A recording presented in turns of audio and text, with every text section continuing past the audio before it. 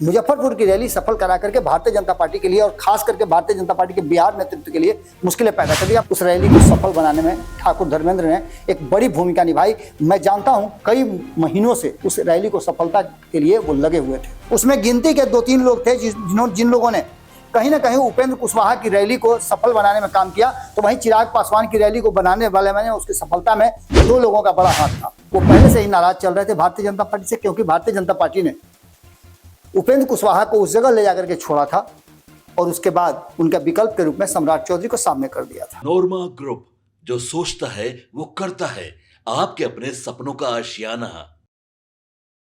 नीतीश कुमार कब कहां किसको बीच मझधार में ले जाकर के छोड़ दें या किसको कब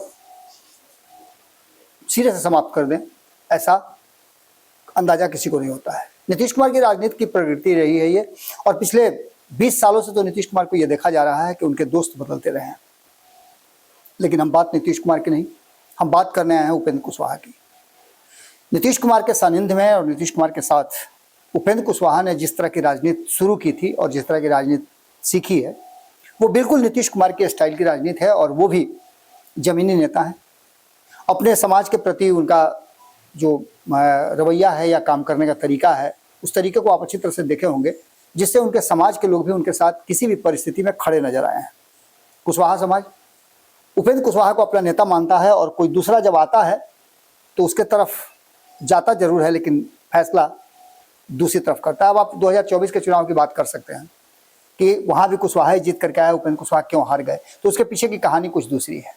लेकिन उपेंद्र कुशवाहा 2025 के चुनाव की जिस तरह से तैयारी कर रहे हैं, और इस तैयारी में जिस तरह से नीतीश कुमार जो भीतर ही भीतर एक बड़ा खेल हो रहा है, उसकी सुबगाहट अब तेज हो गई है।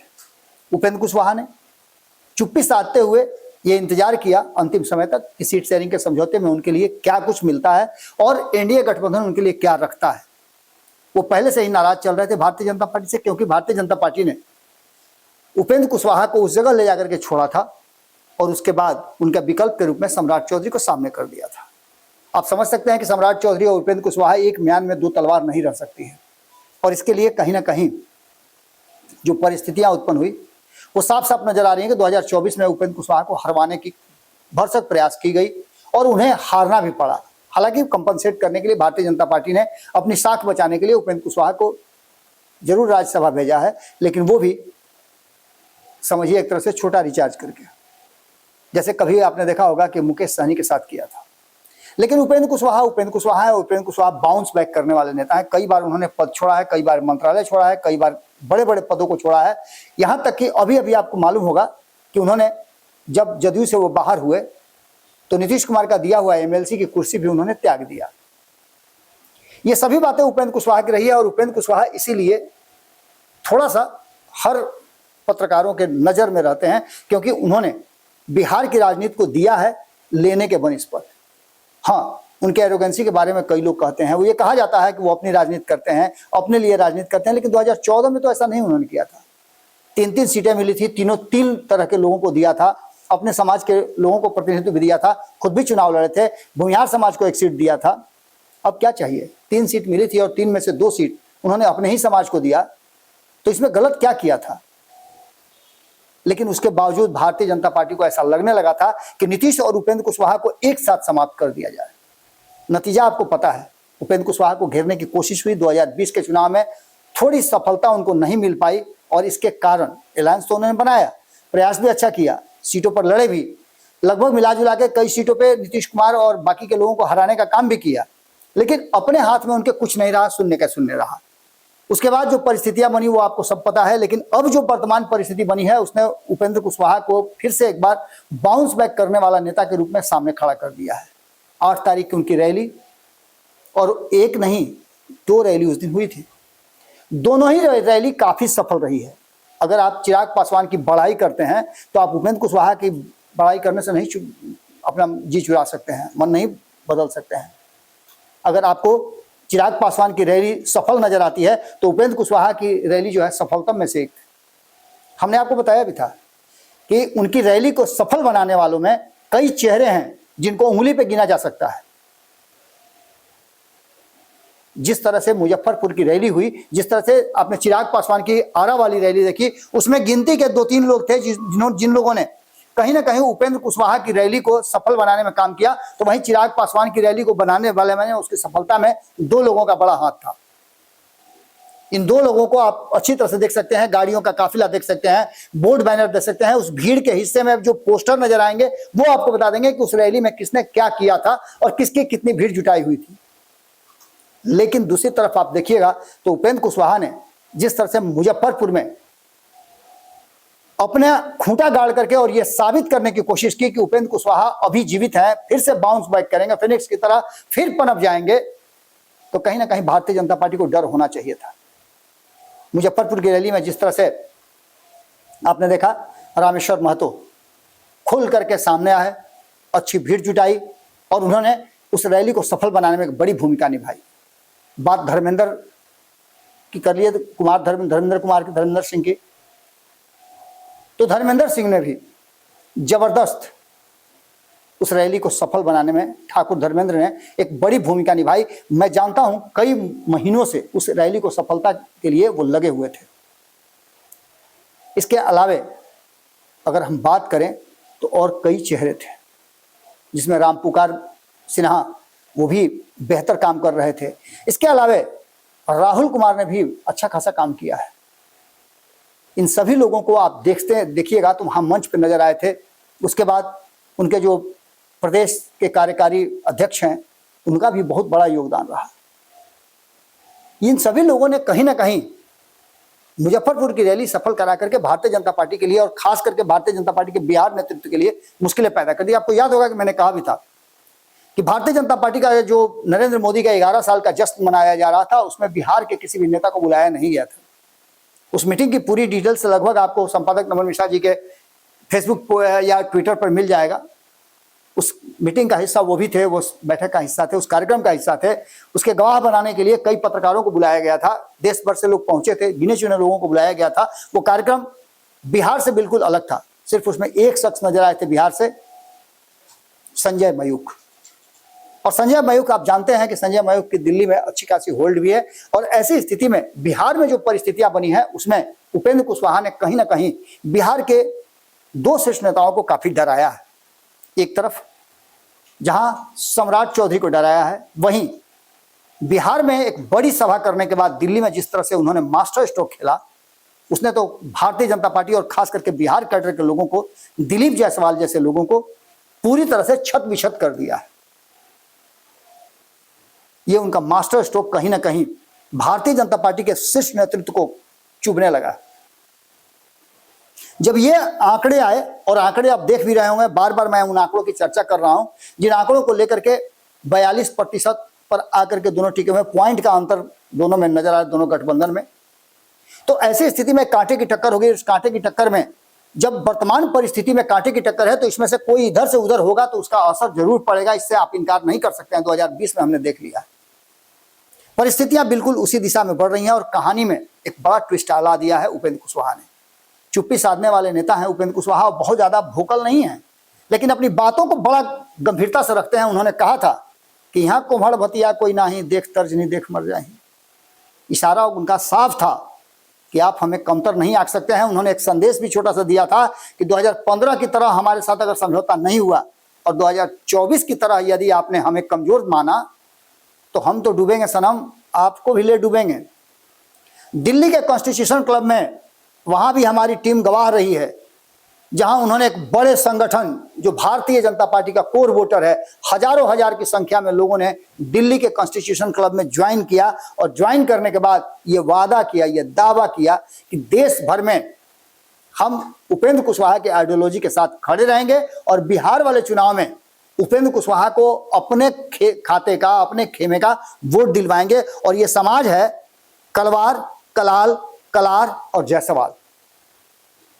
बिहार में भारतीय जनता पार्टी के अध्यक्ष का कौन है, किस समाज से आते हैं? जायसवाल समाज से आते हैं।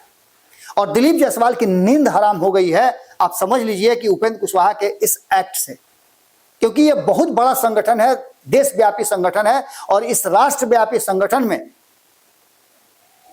इतने समाज के लोग जुड़े हुए हैं, जो उपजातियां हैं वैश्य समाज की, वो सब जुड़ी हुई हैं। और वैश्य समाज भारतीय जनता पार्टी का कोर वोटर है। ये वोटर निश्चित रूप से इन लोगों के जुड़ने से उपेंद्र कुशवाहा के खाते में आए हैं और मजबूत भी हुए हैं। उपेंद्र कुशवाहा बिहार में ऐसे नेता हैं जो नीतीश कुमार के रास्ते पर चलते हैं, और नीतीश कुमार और इनमें बहुत अंतर आपको नजर नहीं आएगा। नीतीश कुमार भी कहते हैं उनको चाहिए कुछ नहीं, लेकिन मिलना सब कुछ चाहिए उनको। जो मिल जाता है उसे छोड़ते नहीं है, ये भी बात आपको देखने को मिलेगा। तो इन सारी परिस्थितियों को लेकर के जो कहानी बनी है, वो कहानी इशारा जरूर कर रही है कि कहीं ना कहीं उपेंद्र कुशवाहा ने एक तरफ जहां अपनी शक्ति का प्रदर्शन बिहार में कर दिया, वहीं दूसरी तरफ दिल्ली में जाकर के कॉन्स्टिट्यूशन क्लब में जाकर के वहां भी खूंटा ठोक दिया कि आप आइए, आप देखिए हमारे पास कौन लोग हैं, हम कैसे आगे बढ़ते हैं। और ये करने के बाद वो एक सेकंड भी नहीं रुके, सीधे पटना पहुंचे और पटना पहुंच करके उन्होंने एक मीडिया चैनल के इनॉग्रेशन और एक उसके कार्यक्रम में बहुत सारी बातें कही।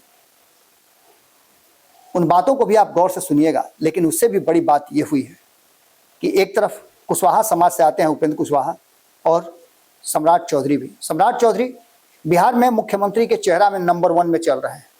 मीडिया ने उन्हें मुख्यमंत्री का चेहरा बना दिया है। सर्वे रिपोर्ट में भी उनका ही नाम आ रहा है, और हर सर्वे में उनके आंकड़े ऊपर नीचे हो रहे हैं। एक तरफ भारतीय जनता पार्टी का एक अघोषित रूप से घोषित मुख्यमंत्री का चेहरा, और उसके सपोर्ट में खड़े दिलीप जायसवाल। इन दोनों को एक तीर से शिकार किया है उपेंद्र कुशवाहा ने। दोनों के बयान आए हैं, और ये बयान कहीं ना कहीं इस बात की तरफ इशारा करते हैं कि दोनों का डर जो है वो अब सामने होकर के आ गया है।